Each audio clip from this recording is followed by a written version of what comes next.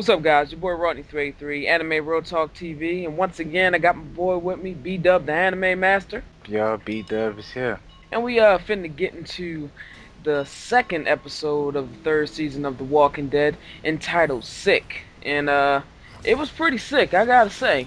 You wanna walk us through the beginning of the episode? This episode, you just said, was sick. Like pure epic sickness. I mean, if anybody had doubts for this season, throw that shit out the window. Because this episode was fucking epic.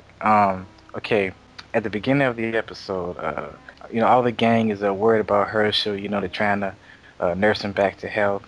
And then we have the introduction of the inmates. Now, what I found interesting about when they had ran to the inmates, they had a little conversation about that they was locked up in the what you call it, not the infirmary, but the kitchen for like 10 months and shit. And I was thinking to myself, like them niggas really been locked up in there for 10 months, and like nobody uh like tried to break down the doors or nothing, because like they tried to explain it a little bit, kind of half-assed, but Well, they did actually say that that the zombies would try to get through the doors. yeah. So, they were barricaded in, so I guess the zombies occasionally would try to get at them. So, they knew they were out there, they just didn't know that it was just ridiculous outside. Here comes the problem. uh, It's like, you got this cholo type nigga. He looked like Tommy. He looked like Tommy from the Power Rangers. I mean, straight up ponytail, and he the one with the gun. So you can tell that he in charge, and he's poking his chest out like he the man and whatnot. And it's typical of the prison mentality. You could tell that out of everyone, he was the leader, and he starts acting, you know, erratic. Considering his situation, uh, you would think that even the simplest of minds would be able to, calm down and listen to what the situation is. But he was a bit of an asshole. So, that's that prison mentality, man. He wanted to take charge and be on some dumb shit. you got Beth, and she's also she's more optimistic, I would say, about Uh, Herschel. And I would say that Maggie is the one that did like a polar opposite. I don't know what happened between last season and this season, over the time that they were, the time skip. uh, But she seems to have really she feeling some type of way about this. She feeling like giving up almost. I don't yeah. like where her character is going. I think she's breaking, she's cracking a little bit. Yeah, I hope they try to explain a little more on that, or why she's cracking right now. Rick does go to Lori and explain the plans Uh, because after they encounter the inmates, then they start to see that we might have to deal with this guy, like, straight up. And it's kind of different because Lori seems to just go along with whatever he says now, yeah. whereas she was like kind of making him feel guilty about doing stuff. Uh, But then when Shane was doing it, like, without asking or anything, he was just doing it, and she was like, she kind of made it seem like that was okay. I mean, uh, and their whole relationship as a whole, is pretty devastated. Like, they're pretty much their minds will not even be together anymore. I mean, but at the end of the day, you're in a zombie apocalypse, and who else do you have, yeah. But it's very hard, man. It's very hard to get what she did out of your mind. That she could be carrying Shane's baby, not yours. I mean, Yeah, Rick's character is going through a tremendous transformation. all right. So while Rick and the group, they go and clear out a cell block for the other inmates. Now, when they're going through and they're explaining, like, hey, these are zombies. This is how you kill them. And it's funny because these guys just go to straight prison tactics, like juxing you in the stomach and just repeatedly stabbing and stomping and stuff. And it was kind of funny because you sat back and you watched Rick, T-Dog, and Darl just look at them like, what the fuck are they doing? Like, straight up. And that was kind of funny, but it it stopped becoming funny when the leader of, I guess, the one in charge of the inmates, that small group, starts to do little offhanded things to Rick, He swung a machete at Rick. Yeah. I mean, it was in the direction of a zombie, but clearly he overreached, Mhm. hoping it would hit Rick, Yeah. and you can see by the expression on his face. He threw a zombie at Rick, like he dodged it and threw it at Rick in Rick's direction, and then looked back to see what was going on. So at that point, Rick ain't dumb. Rick is a cop, so a Yeah. lot of people, I think they forget that, and he deals with prisoners, criminals a lot, and I would think that like from the minute he laid eyes on him, he could tell what was what. You know what I'm saying? Uh, Number one, he's trained to do that, and number two, anybody with a brain know how people in prison get down. You already know what it is, and he was running his mouth too much. I mean, we already know. So the way Rick dealt with that situation was on point, and the fact that he did it himself, because I thought he was gonna have Daryl shoot him in the head with an arrow or something like that, right? yeah. But he was like, "No, it's personal, baby. Boom, you getting the axe to the face, nigga, Yeah. straight up." Yeah.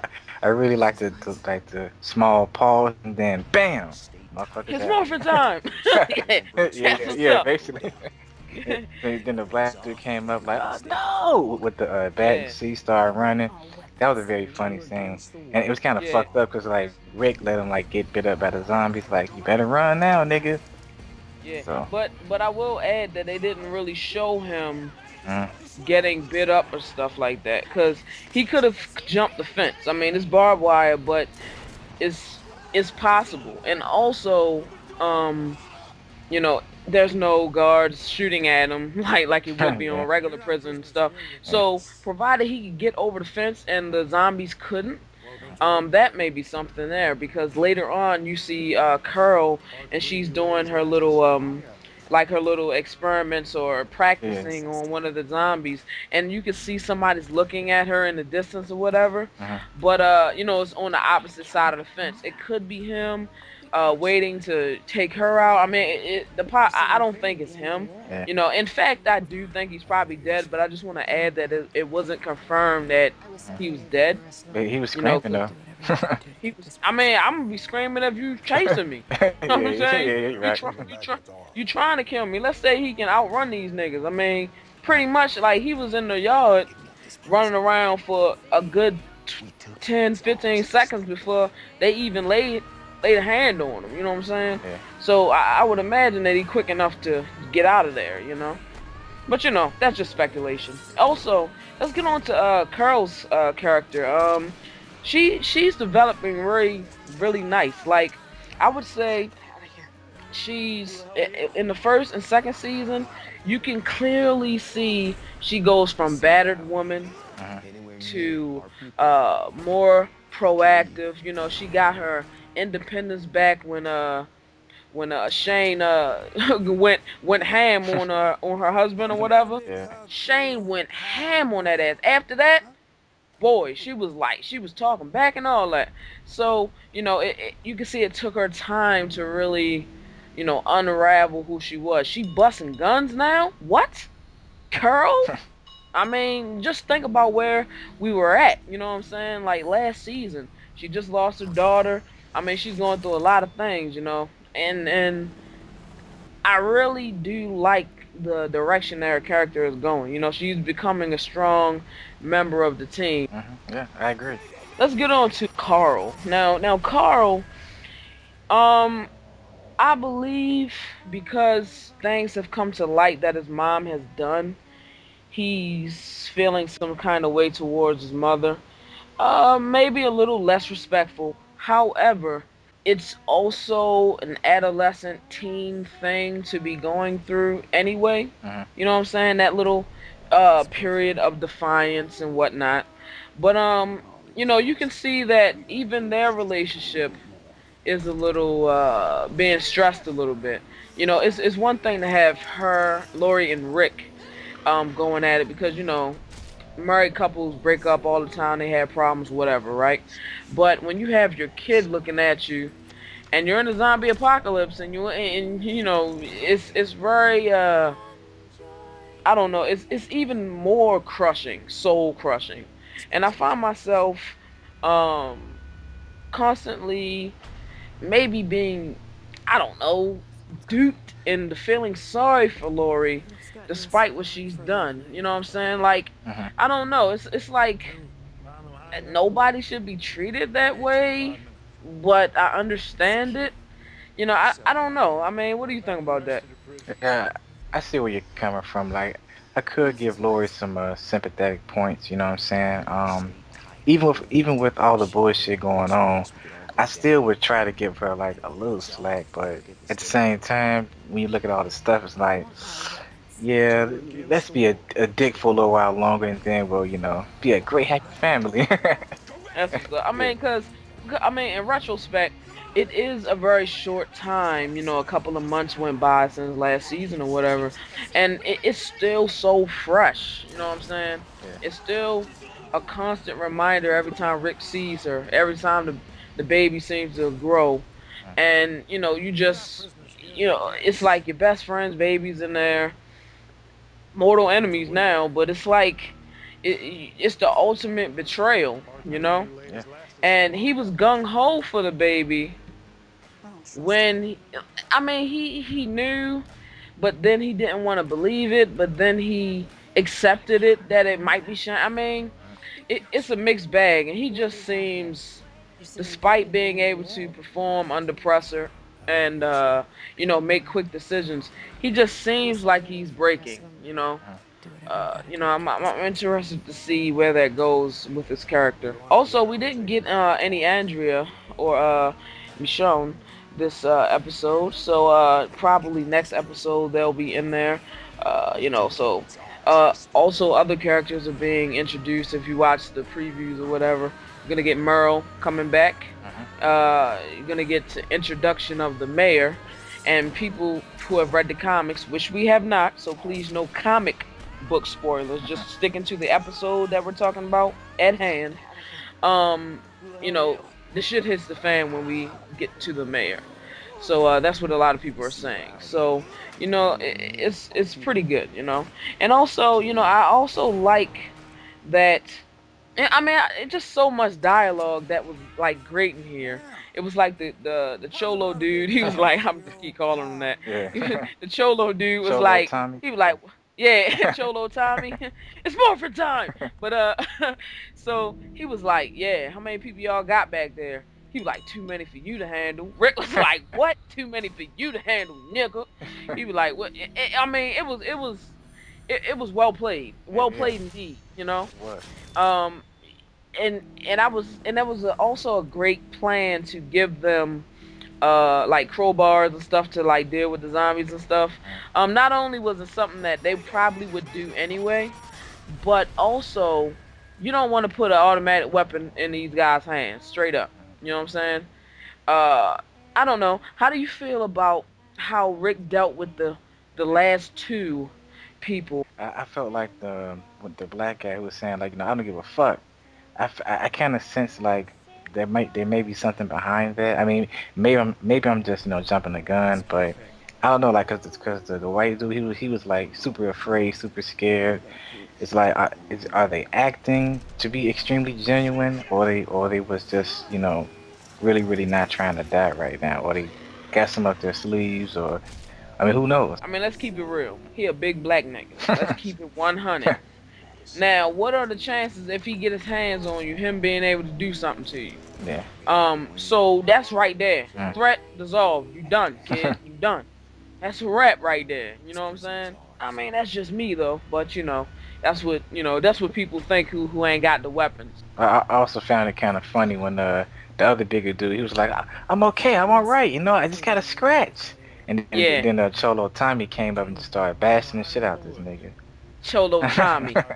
We named him. We named Yeah, him Cholo Tommy. That's yeah, what's up. And like you can see the savagery. yeah. And Rick was like, you see the look in his eyes? And then he said another quote, Cholo Tommy that is. Yeah. He said that he said He was like, well, here's how you kill the zombies, blah, blah, blah. Rick was telling him. He was like, you don't have to tell us how to kill a man. And then I'm like, well, let's keep it 100. Not everybody in prison kills somebody before. So, you going a little bit over the top with that dialogue right there. Let's keep it 100. Everybody ain't murderers in there. Just like, I mean, it is what it is. But, I think he was overselling the little tough guy act, Yeah. especially when the situation never called for it. What could he gain by acting tough or being tough or dominant or whatever the case? I mean, the fact is that that's just how his psychology works in his brain.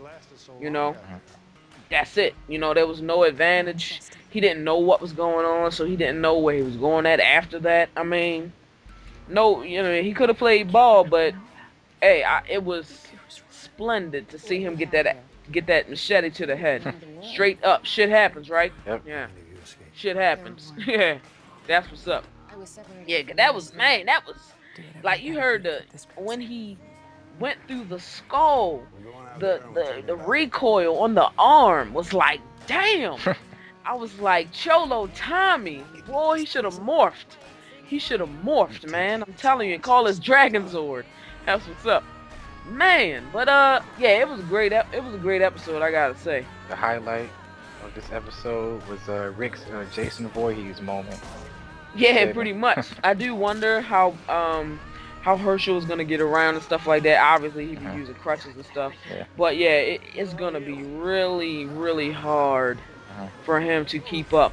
However, you need his expertise to do, medical stuff, as they seem to need a lot of, like, quite frequently. So, it's good that, they better put his ass on a wheel, have one of his legs on a wheel or something like that, cause Or they I better don't be know. creative and make a stump or something. I don't know. I mean, with all of the vacant lots and everything, and Yeah. hospitals and stuff, I'm sure they could find multiple wheelchairs around there or something like that.